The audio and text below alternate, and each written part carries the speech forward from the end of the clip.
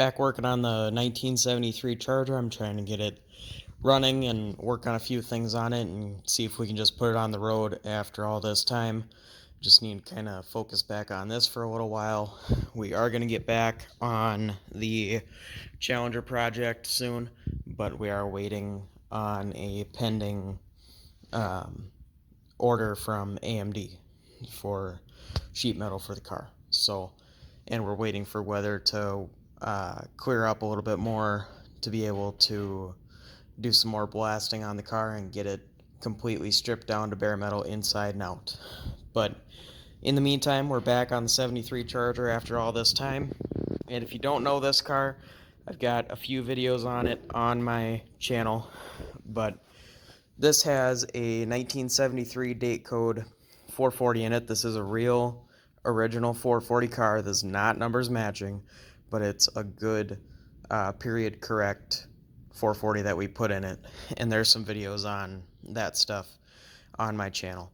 But since last time, I got some of the belts figured out here, and I actually swapped the carburetor back to the Edelbrock, thinking I was having problems with the carburetor, but turns out I was having fuel pump problems. So now I'm going to tear into this, probably pull the alternator off so it's easier to get down there, and swap out the fuel pump. I last year put a fuel pump that I had sitting on the shelf that was new in the box. I don't know how old it was, but I did put that on it, and we did have the car running last year, but just haven't gotten everything figured out yet. And as far as fuel problems, that's really the only thing it could be. And I had fuel line running, as you can see here, just into this water bottle, and it was pushing fuel, but it was very sputtering. So we're gonna swap out the fuel pump. It's only $30 something, so it's not that big of a deal anyways, but hopefully there's a chance that we could get this car on the road fully functional in the first week to 2 weeks of April here. So looking forward to that, but I'm going to get to work swapping out this fuel pump, and I'll give you guys a progress update once I'm in it.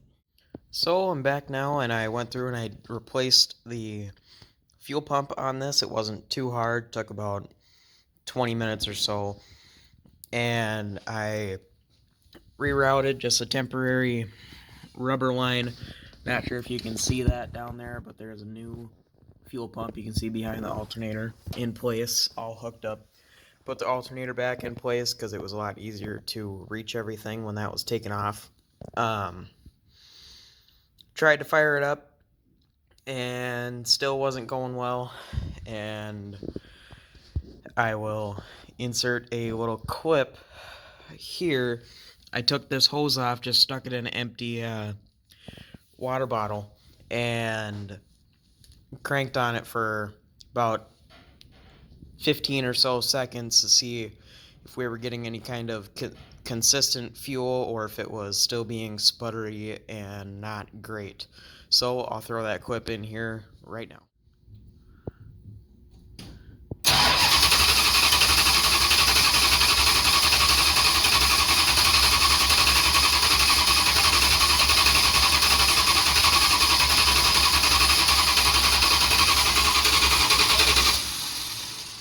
Only needed a few seconds.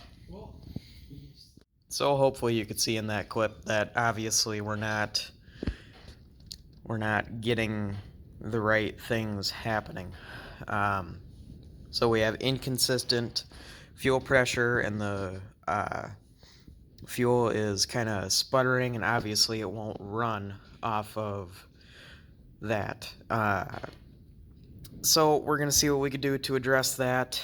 Gonna call a couple of friends of mine, see what they have to say about that, because this car does have brand new fuel tank, brand new sending unit, and brand new fuel pump now, and it's still acting the same. So I don't know if there's some little problem that maybe some of you know about, and by all means, if you know what the problem is, drop it down in the comments. I greatly appreciate it.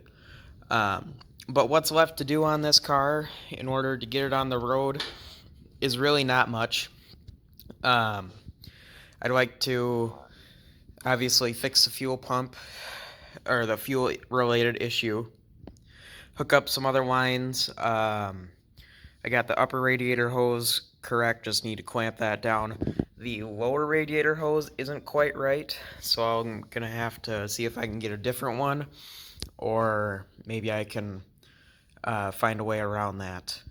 But I'm gonna have to do a couple of things like that, and I'm gonna have to go through and just clean up the engine bay overall, tie up a bunch of wires, and um, see if I can get some more accurate like bracket spacers and such, because where it's at right now is not exactly the way I want it to be. It's a little bit messy, and as of right now, we're just trying to get it to the point where it runs, it drives, it moves under its own power, and then we're going to go through, attack some of the electrical. It seems to be in pretty good shape electrical wise. This has a brand new engine bay harness that I put in it.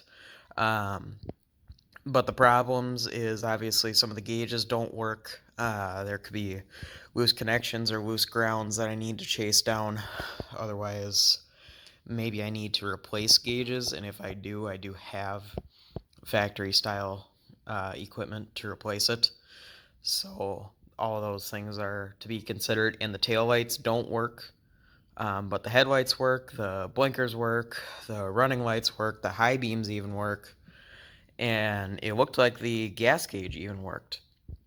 So things are looking pretty good there overall, but there's a couple of loose wires, couple of loose ends to tie up, and might need to do some adjusting on the carburetor setup, just because I don't know 100% the way the linkage and everything is supposed to be run. I'm going to have to look into that and look at how exactly everything is supposed to be, as well as just some other details and stuff here and there. Ideally, I'd like to drive it this upcoming weekend. That's a little bit optimistic, but we'll see if we can get it done. As well as, and this is a bit ambitious to do right away, but it's something that I want to do, is I want to tear out that old aftermarket shifter and put in a real console shift setup. I've got all the brackets and everything for it, and I'd like to clean up the interior a bit, as well as the headliner over on that side. I don't know if you can see or not, there's a light in the way, but headliner on that side is coming down a little bit. I want to stick the vacuum up there, clean all the crap out, and either just zip tie it together temporarily, or even just get some black tape and tape it up so it looks alright. And then, of course, there's some more long-term goals with the car.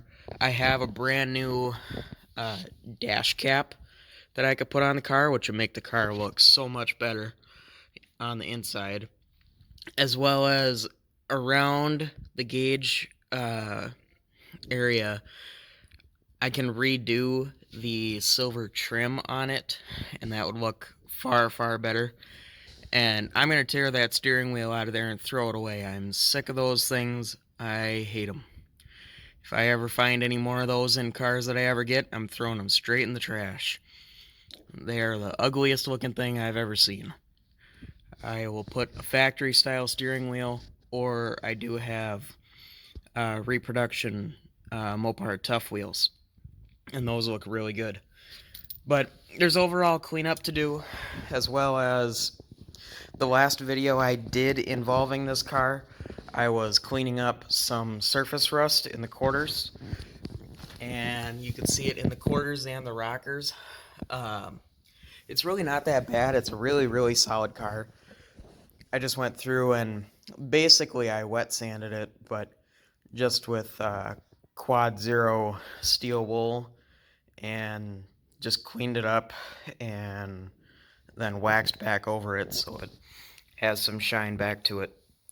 You know, everybody kind of looks down on this color, but when you when you take a light and really get it in the light, it's really not that bad. Um, of course, it's not your black or red or blue or plum crazy purple or any of those other common colors that everybody loves, but it's not as bad as people make it out to be. So also gonna have to check, see if the radiator works. This car is not run with this radiator. This radiator should work. I stuck the garden hose in it and didn't see any leaks, didn't see any problems, but we will see what happens when we get there, as well as just, like I said, tying up more stuff under the hood. But anyways, that's pretty much it for now, pretty much it for today. I'm going to try to do a video every other day or so doing updates on this in the meantime. So I'll let you know if I find anything else out, and if you have any ideas or suggestions, put them down in the comments, and I'll see you guys in the next video.